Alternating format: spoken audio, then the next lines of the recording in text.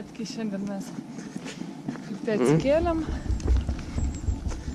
radom dovanėlių, mašinai mėgojom. Išgirdom dovanėlės. Jo, kaip nakties tik išgirdom. Mašina kažkas. Atsibundam veidrodėlę, nebėra, visas nulinkęs. Po to išlipom galiausiai iš mašinos, prasėjom tą gatvę, kur parkavomės. Tai visas mašinas tiesiog bukai nulaužtais veidrodėliais. Ryškėjo kažkokių girtų hebra ir spardė viską iš eilės. Smaginosi hebra po klubą Friday night. Nu, tai pažiūrėsim dabar. Bus istorija, turbūt. Labą. Dabar nusprendėm čia nesipartint per daug, tik biškį. Ne, kavos atsigėrėm. Kavos, pusryčius, skanius pavalgėm ir pigius. Dabar atėjome į Alhambrą, ten auga granatai.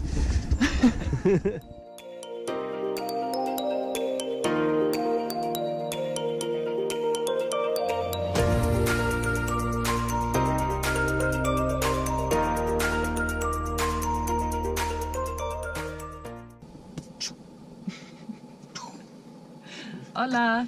Sveiki. Šį savaitgalį nusprendėme aplankyti Pietų Ispaniją, kadangi esam ne taip toli. Ir aplankėm 3 pagrindinius taškus. Tai Granadą, Gibraltarą ir Malagą. Tai parodysim šiek tiek, ką grinai mes pamatėm šitoj kelionė. Atvažiavom į Granadą naktį, nuėjom pavalgyti. Viskas kaip ir neblogai, ryte atsikėlėm, sugalvojom, kad reikia aplankyti Alhambrą. Mes apie ją apskaitai nelabai ką buvom girdėję, bet kol vaikščiom po Granados gatveles, pastebėjom, kad ten labai daug arabiškos architektūros. Ir netgi atradom įdomių tokių parduotuvėlių, ten visokių. Atrodė, kad vaikštom grinai Maroke. Ja, ten viena gatvė ir vadinasi grinai Maroko turgus. Ja. Tai va, sėdėdami prie arabiškos arbatos puodelio, mes nusprendėm pasiknisti po puslapius, kuriuose galima gauti bilietus į Alhambrą. Ir pastebėjom, kad jeigu bukinti bilietą su ICE pažymėjimu iki 30 metų, galima gauti 30% nuolaidą ir sutaupyti 5 eurus. Tai va, nusprendėm, kadangi gavom nuolaidą, keliauti kitą dieną į Alhambrą. Pastebėjom, kad mums pavyko gauti tik tai paskutinius bilietus. Dėl to labai norim atkreipti jūsų dėmesį, kad jeigu jūs keliausite high season, vasarą pavyzdžiui, tai tikrai reikia pasirūpinti iš anksto bilietais, nes panašu, kad vietos būna išbukintos iš anksto. Ja. Kitą rytą mes nuvažiavom iki Alhambros ir mes, aišku, vėlavom, nes kaip kitaip, nes dėl to incidento rytinio mes pavėlavom tenai ateit ir mums pasakė, greitai varot į pilį. Mes tokie, čia kur? Einam savo ramiai pasivaikštami, galvojam, jau užėjom, kaip ir viskas gerai. Kol nuėjom iki gynybinės tvirtovės, kur vėl patikrino mūsų bilietus, sako, o jūs buvot pilyje? Ir mes tokie, kur? Kurioj pily? Maždaug. Nes jų ten belė kiek daug, ten praktiškai kiekvienas sultonas, kuris buvo atvažiavęs į Granadą, pasistatė savo pilį.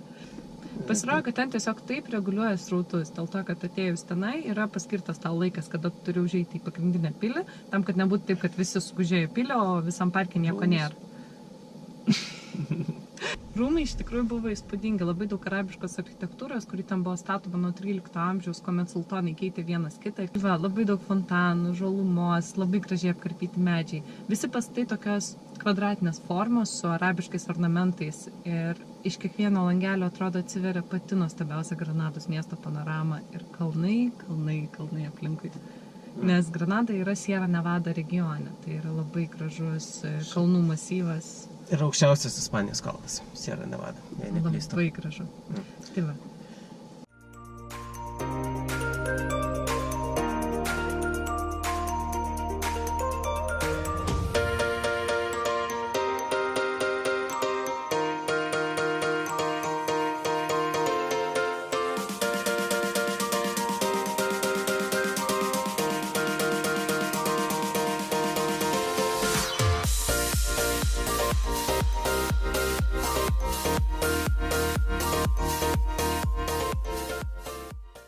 Jo, ir iš tikrųjų, būtent Alhambroj, jeigu galit sau leisti, tai geriausia praleisti bent jau pusdienį, kad nereiktų lėkti, nes ten yra visokių ten takelių, parduotuvėlių, netgi iš tikrųjų fotografuoti galima viską iš eilės, nes tikrai labai gražu.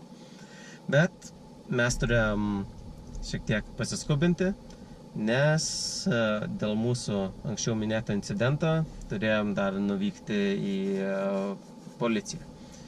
Ir kaip sužinojom, kad bent jau Granadoje, ko gero ir visuose Ispanijos didmiesčiuose, yra pagrindinis policijos ofisas ir yra specialūs ofisai skirti turistam. Pagrindinis skirtumas yra tas, kad ten, jeigu pagalbos reikia neskubiai, kaip mums šiuo atveju tiesiog reikėjo susitvarkyti popierius ir reportuoti tą visą incidentą, tai pagrindiniam turistų ofise buvo vienas kambarėlis skirtas, kaip sakant, turistų policijai, kur pareigūnas kalba laisvai angliškai. Iš tikrųjų nustebom, kaip lengvai ir greitai viską sutvarkė. Nuo to, kai mes atėjom, iki kol viskas buvo paruošta, užtruko gal tik kokių 20 minučių. Tai džiaugiamės, kad viskas praėjo greitai, tada suklijavom savo veidrodėlį su lipnia juosta ir tęsim kelionę.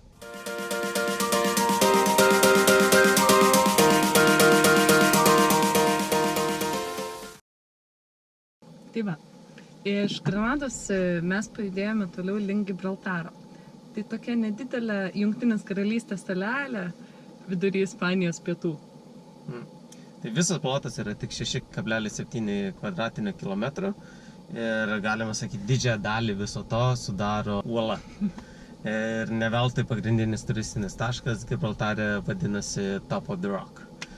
Tai iš tikrųjų ten daugiau dienos, kaip grinai aplankant tašką, nelabai yra ko praleisti, nes paplūdimių Gibraltare nerasit, išskyrus vieną, kurį matėm. Bet būtent aplankyti tą olą tikrai verta ir atsiveria įspūdingas vaizdas. Nes Gibraltaras buvo perduotas Jungtinei karalystei 18 amžiui ir aišku buvo kaip karinė bazė, nes yra šalia Gibraltaro sąsiaurio, kur yra užimčiausias laivybos sąsiauris pasaulyje. Ir Gibraltare visi laivai dar užsipila degalų tuo pačiu, tai jie iš to daro gerą biznį. Ir iš Gibraltaro, jeigu gražesnis oras, jūs laisvai matysit Šiaurės Afrikos pakrantę, nes atstumas yra tik 13 km.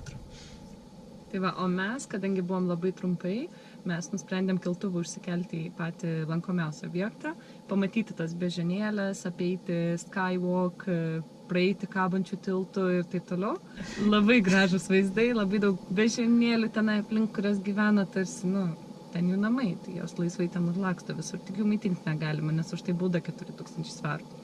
Ir taip pat, mūsų tipsas, ateikit ryte. Keltuvas atsidaro 9:30 ir praktiškai tokiu metu žmonių iš vis nėra. Gal tai buvo tiesiog low season, nes mes buvom gruodį, bet aš įsivaizduoju, kad netgi ir vasarą tokiu metu ten būna nedaug žmonių. Ir visi objektai buvo lankomi praktiškai individualiai. Ateini į olą, pasakiški vaizdai, dviese, praktiškai kaip kažkokią magišką vietą. Labai gražu. Tobula.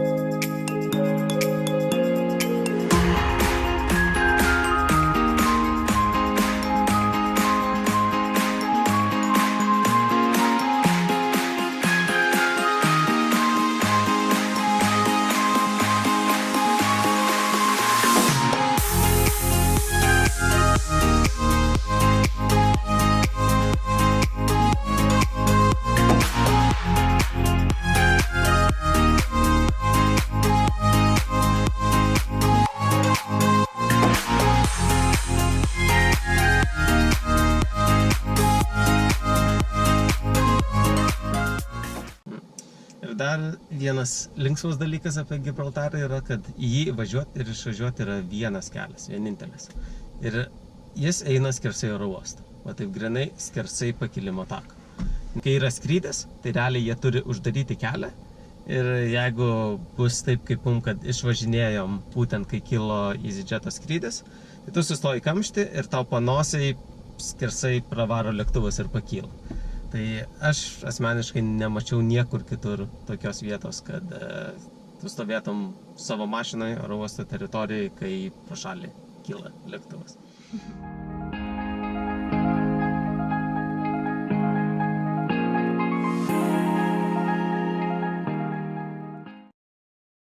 Tai va, iš Gibraltaro mes pajudėjom link Malagos, kuri yra 6. pagal dydį Ispanijos miestas. Greičiausiai jūs apie jį girdėjot, nes jis yra pakrantėj ir jis yra labai gražus ir istoriškas ir ganėtinai senas.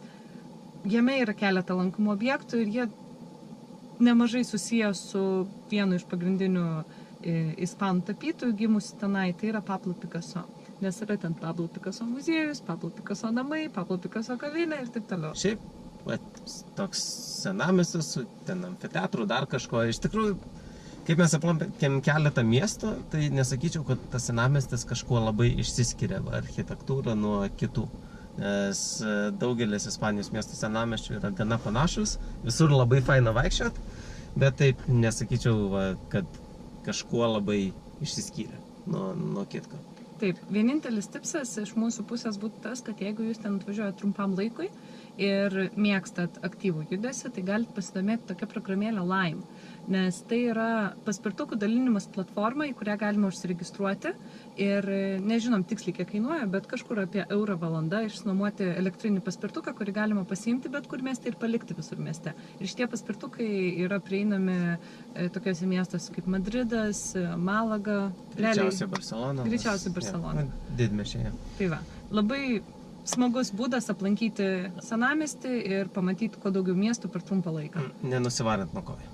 Mes išbandėm Vilniui, tikrai veikia.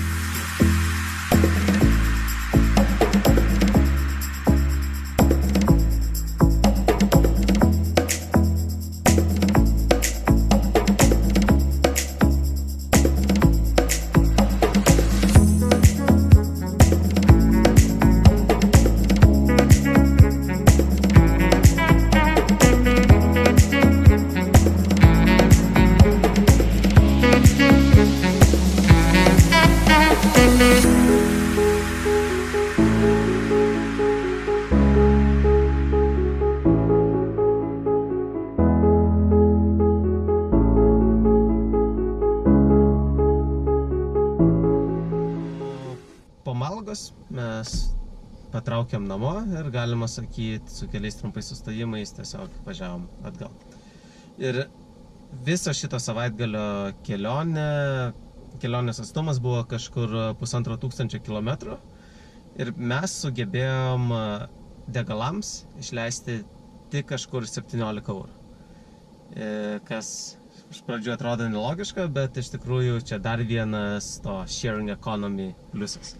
Tai, kad mes visą savo kelionę įdėjom į BlaBlaCar, kur yra paprasčiausiai appsas skirtas pakeleiviams ieškoti, taip kaip Vilnius, Kaunas ar tarp Lietuvos miestų Facebooko grupės yra, tai čia yra tarptautinis jau labai daug kur Europoje veikianti platforma, visą sakant.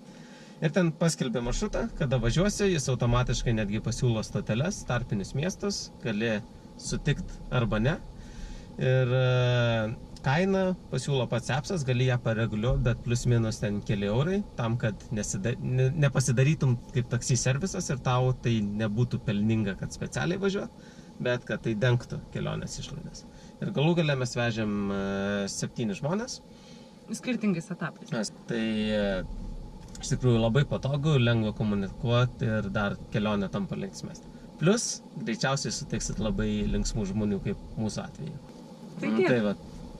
Kelionė buvo įspūdinga, ačiū, kad žiūrėjote šį video iki galo ir tikimės, kad greitu metu mums pavyks pasidalinti dar daugiau kelionį įspūdžių. Ciao, bambinės. Iki. Adios.